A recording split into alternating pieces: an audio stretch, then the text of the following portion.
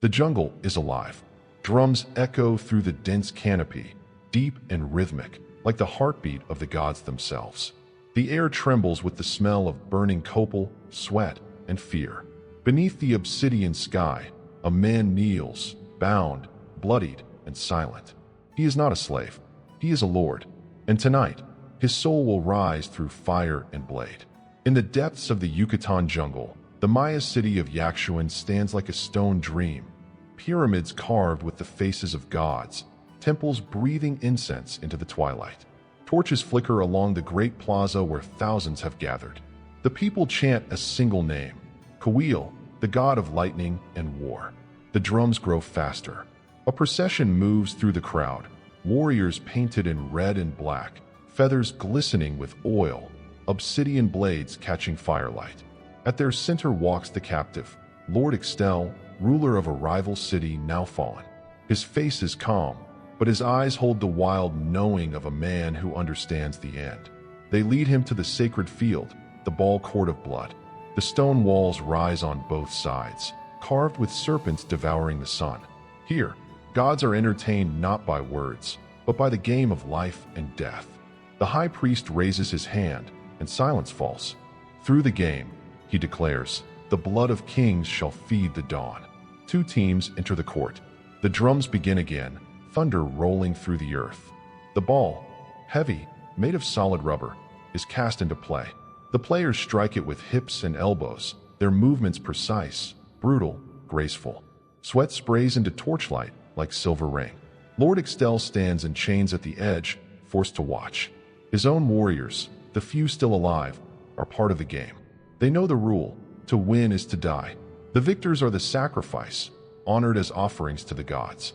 The crowd roars when the final point is scored. The captain of Ixtel's team, a young warrior, kneels, exhausted, tears glinting in his eyes. He has won, and that means his heart will feed the heavens. The high priest nods. Warriors drag the captain forward. A conch shell blares, long, haunting, final. From where he kneels, Lord Ixtel watches the blade rise. He feels no hatred, only a hollow awe. The gods, he thinks, are not cruel. They are simply hungry. He looks up at the temple stairs beyond the court, where smoke coils like black serpents. He imagines his own heart joining the sun, beating in the hands of the gods. A single tear slides down his cheek, not of fear, but of surrender. Above, the moon burns red. The drums stop. The jungle holds its breath. The high priest turns toward him, slow, deliberate. The obsidian blade drips with the blood of the fallen warrior. The crowd begins to chant his name now. Ixtel, Ixtel, Ixtel. He is dragged toward the pyramid. Torches flicker. The stone steps rise like a mountain of fate. Somewhere deep in the darkness, a conch shell sounds again, long, mournful, unending. Tomorrow, his heart will rise with the sun. The drums begin again, deeper, faster, echoing off the limestone walls like thunder in a cage. Torches flare. Shadows twist. The sacred ball court becomes a battlefield where breath and bone meet destiny. In the Maya world, this was no game. This was a conversation with the gods, spoken not in words, but in blood. The night sky glows with firelight. The ball court lies between two towering walls carved with serpents swallowing the sun. Each serpent's open mouth faces the center, waiting for sacrifice. The people press forward, packed shoulder to shoulder, faces painted with ash and ochre. They have come from far villages, drawn by prophecy and hunger for spectacle. To witness blood spill here is to feel the heartbeat of creation itself. The high priest stands above the crowd on the stone dais, his feathered headdress reaching toward the stars. He raises his arms and cries, "The gods gave us maize. We return life to them." Below, 6 warriors step onto the court, 3 from Yaxuan, 3 from the conquered city of Ixtel. They wear belts of jaguar hide, shell necklaces, and the painted marks of chosen men. The ball, black and heavy, is brought out in a bowl of incense smoke. The first strike echoes through the jungle like thunder. The players move like dancers, powerful, silent, driven. The crowd screams their names. Every strike sends the ball spinning through torchlight. Every fall leaves dust rising like spirits. When the ball strikes the stone ring, a perfect arc through firelight, The sound is like a heartbeat breaking. The people erupt in ecstasy. The gods, they believe, are watching. Blood already stains the sand. A warrior's shoulder is torn open, another's jaw broken, but they do not stop. The pain is sacred. The agony is prayer. At the edge of the court, Lord Extel watches, chains around his wrists. He feels each strike like a blow to his own chest. His warriors fight not to live, but to die well. He whispers to himself, "They are all ready." Among the stars, the crowd's chant grows louder, faster. Drums shake the ground. The priest's eyes roll white as he begins to sway, his voice rising in guttural tones older than words. Women throw flower petals from the stands. Children cry out with joy and terror. The smell of burning resin and blood fills the air. Then, silence. The ball slams through the stone ring one final time. The game is over. The victors collapse, trembling, their chests heaving. The crowd falls to its knees, arms raised to the stars. The priest declares, "The gods have chosen. The winners shall ascend." A roar of devotion fills the night. The victors bow their heads. They have won the highest honor, the right to die. The losing team is dragged away, screaming. Their failure is not death, it is humiliation. But the winners, faces painted white, are anointed with sacred oil. Each man is handed a torch. They begin the slow walk toward the pyramid, escorted by priests and soldiers. The crowd parts like a tide. Drums follow them up the steps, beating the rhythm of 1,000 hearts. At the summit waits the altar, black with centuries of sacrifice. Lord Extel watches as his warrior captain looks back one last time. Their eyes meet. No words, only fire and fate. When the captain reaches the altar, the priest lifts the obsidian blade, glinting under moonlight. The crowd begins to chant again, louder, endless. Kawil, Kawil, Kawil. And as the blade falls, the sky splits with lightning. The altar smokes beneath a moon red as burning clay. The high priest stands above the city, his chest rising and falling with the rhythm of the drums below.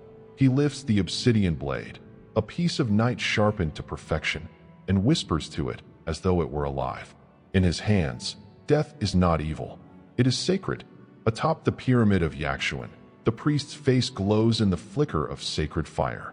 Feathers shimmer like gold and emerald snakes. Below him, thousands kneel in silence.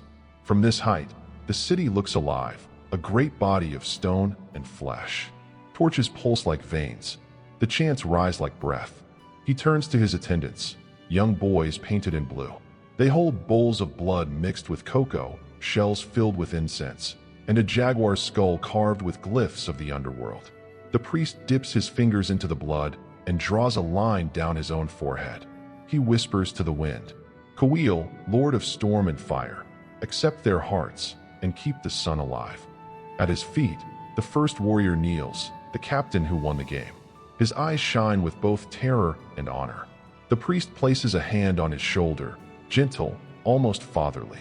"You have served your God well," he says. "Now serve him in eternity." The drums slow. The crowd bows. Even the jungle seems to listen. The priest raises the obsidian blade, its edge drinking the firelight. He does not blink. He does not breathe. Then, the strike. A cry rises, part scream, part song. The blade sinks deep. Blood spills onto the altar, running down the carved channels to the stone gutter below, where it will feed the sacred earth. The priest lifts the still-beating heart toward the sky. "May your fire never die, Kawil." The crowd erupts in ecstasy. Some weep, others dance. For them, this is not horror, it is cosmic balance. Life must pay for life. The priest places the heart in the burning bowl beside the altar. Smoke coils upward, twisting into the shape of a serpent that slithers into the heavens. The gods have accepted. Below, Lord Extel is dragged up the pyramid steps. His breath comes ragged, his body weak from hunger. Yet his gaze remains defiant. Each step echoes through the night, a countdown to his fate. When he reaches the top, the priest greets him with the same calm smile. "Your blood will open the gate," he says. Extel looks out over the city, the jungle glowing with torchlight, his people watching in silence. He kneels without struggle. "Do it," he whispers. "Let the sun rise." The priest nods. The drums thunder once more. But before the blade falls, a strange tremor ripples through the earth. The torches flicker. The serpent smoke twists violently, then vanishes. The priest freezes, his eyes wide. The crowd murmurs. Lightning flashes across the sky, illuminating the horizon in pale fire. The gods are listening, but not in silence. The priest looks at his blade. For the first time, his hand shakes. Something ancient and unseen stirs within the jungle. The ground trembles beneath the pyramid. Torches fall. The sky splits open with thunder that does not sound like thunder. It roars like something alive. Priests cry out in fear, their chants breaking into chaos. For centuries, the Maya had called to their gods. Tonight, the gods answer. The crowd below looks upward in horror. Clouds churn above the city, dark and red, like a wound opening in the heavens. Bolts of blue lightning strike the jungle, setting trees ablaze. The Great Pyramid of Yakshuan vibrates as if something inside it is trying to wake. The high priest stumbles backward, his blade trembling in his hand. It is the sign, he whispers, but even he does not believe it. The carved stone serpent that coils along the temple wall seems to move, its mouth widening, its eyes glowing faintly with fire. Drums drop silent. The conch shell blares once, then shatters in the priest's hand. Below, the people scream and scatter, their faith twisting into terror. Women clutch their children. Warriors look to the sky for guidance, but the stars are gone. Only the red moon burns above them, watching. The high priest falls to his knees. He lifts his blood-covered hands toward the heavens. Kawil, great lord, is this your judgment? From the firelight, shapes begin to form, not human, not spirit. The smoke twists into colossal figures with faces of jaguars and serpents, eyes like molten stone. Their bodies are made of flame and shadow. A voice fills the air, deep and endless, speaking in a language no living man remembers. The priest's mind floods with visions of rivers of blood, suns collapsing, hearts beating in the hands of gods. He screams, clutching his head.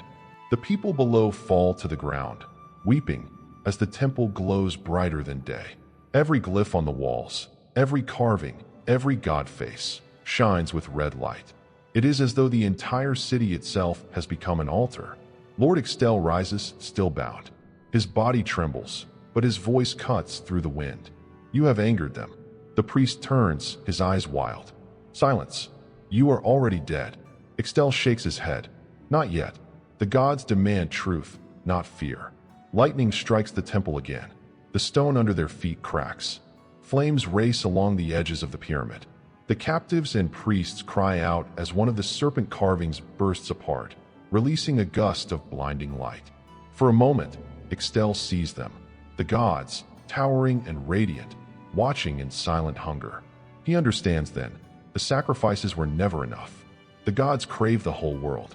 The high priest screams over the storm. If they demand blood, we shall give them all. He raises the obsidian blade again, lunging toward Ixtel, but before it strikes, the earth splits open. The altar shatters. The blade flies from his hand. A column of fire erupts from the pyramid's heart, shooting into the clouds. The jungle bursts into flame. The people below fall to their knees, crying for mercy that will not come.